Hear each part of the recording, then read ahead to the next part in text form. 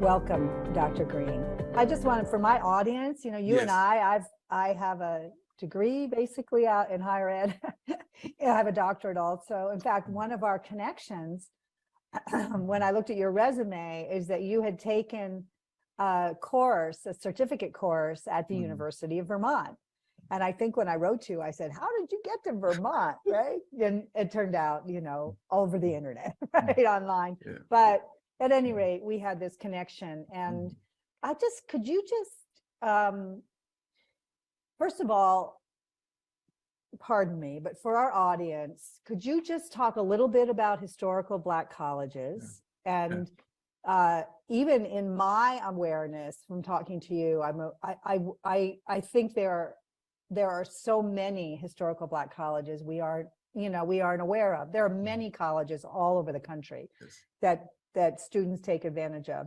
But could you talk a little bit about that? And then your in your process, both with your own education and then applying for jobs, how did you find yourself oriented to the historical Black college universe, let's just say? Okay. So great question. I'd love to do that. 4,000 schools across the country currently. There are about 100 plus 106, 107 HBC historical Black colleges. How did they come about? So after the Emancipation Proclamation, slaves were set free, and there was a big concern. What do you do? I call it the Negro problem. What do you do with that? And a lot of the religious institutions established institutions for Black students. One of them would be famous to be Hampton Institute in Virginia. Another one would be Tuskegee Institute. Would be another one of those famous areas. So in state schools, for the states, they set up land grant, not only for just predominantly white schools, but land grant schools that, if you think about doing work with your hands, forming, the school I went to, Southern University, A&M, used to be one of those schools that were hands-on, not like liberal arts schools. And so they'd have departments of agriculture. Yes, right? Yes. Home economics. Yes. Which was broader than how you set Yes. a table, Yes. right? Yes. So they were very they were very oriented to the sort of more, well, I guess what we call professional these days too, really about, how you're going to apply your knowledge in the world. Yeah, exactly. I think a contrast to that, I would go to university. I would go to Tennessee.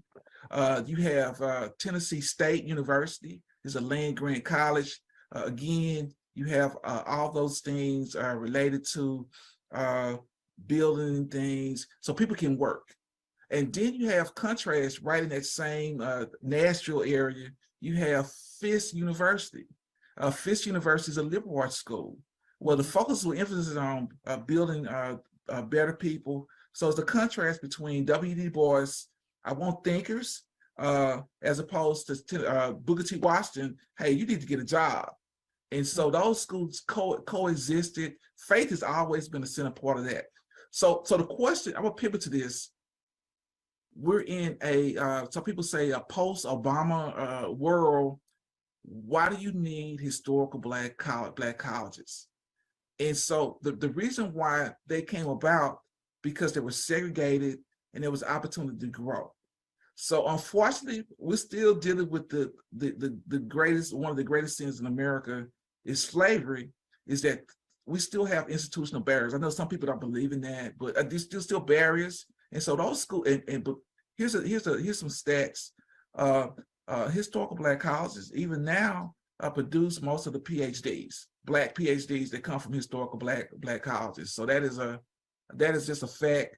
So there is relevance, because there are things that you can do.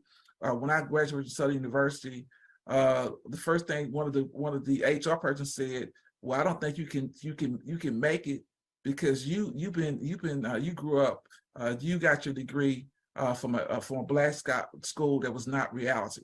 But what that HR person failed to understand is that those universities are diverse. That I already understand most about white culture, and so I was able to navigate, because I know if you know, we talk about relationships. If I understand what it means to suffer and to be marginalized and ridiculed and not valued, I'm not gonna. So for me, I'm not gonna treat, when I got in the workforce as an engineer making good money, I was talking to the maids, I was talking to cleaning service, the janitors, I was talking to the security, because I understand what it means to be marginalized. I don't want anyone to be disrespected, and not bring that into the classroom.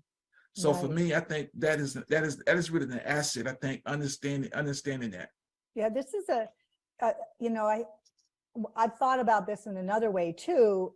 Then this gets into a bigger topic, which was, of course, during the 60s, we had a big push for integration. Yes. And it's still a huge push. In my college, Carleton College in Northfield, the admissions director, it's all about bringing more and more people of color and marginalized populations into this kind of highly selective college. And at the same time, a women's college, you know, a segregated college, there are still women's colleges. Yes. And, you know, historically Black colleges provide an environment that can be very safe for, so in academics, women have been marginalized, right? Yes. They get into a classroom with Yes. men and they don't talk, and the Yes. men talk. Yes. But when it's all women and all girls, there's more freedom to really explore. And I'm thinking that also that, you know, historically Black schools have this. Now, historically Black schools, you know, are also integrated in that white students can attend, right? Yes. And Yes. so Yes. so tell us then more about Oklahoma Baptist. Okay. So you got me excited. Let me people there. Like, if you look at West Virginia has a university there. It's a historical Black college. I think it's 90% white. Oh, that's interesting. Because it's the demographics change. So let me. When I was applying to college, my mother suggested I apply to Howard. Get out of here. Not Spelman, of course, but because Yeah. she didn't really know about Spelman. Yeah. Really, Yeah. she knew about Howard, and Yeah. her father was an academic, and she Yeah. knew about Howard. Yeah. But she, and then I have a friend with an African-American daughter. He's white. He's in Vermont. She was raised in white culture, and she didn't want to go to, you know, she wanted to go to an integrated school. I mean, a white school, because that's what she knew. Right. And so it gets very complicated and nuanced in terms of each individual and their experiences and what they're looking for. But all to say, it's but I think this historically Black college part of our higher education system is important to know about and interesting. So and most of those schools are still not, you know, so we talk about the politics. A lot of those schools, let's say like Tennessee State, I think that the Tennessee owes them probably over $100 million. And you can say that for most of the state schools, because again, you got people that don't think they're valuable. And so they underfund, so they operate and work more with less. So I want to address. Are they private generally? They tend to be private though, not but they could be a land grant. It's a mix. It's a mix. They're both private and public schools. For example, in the state of Oklahoma, which we're talking about, there's Langston University, which is a state school, but it's probably the state not giving them all the money they should.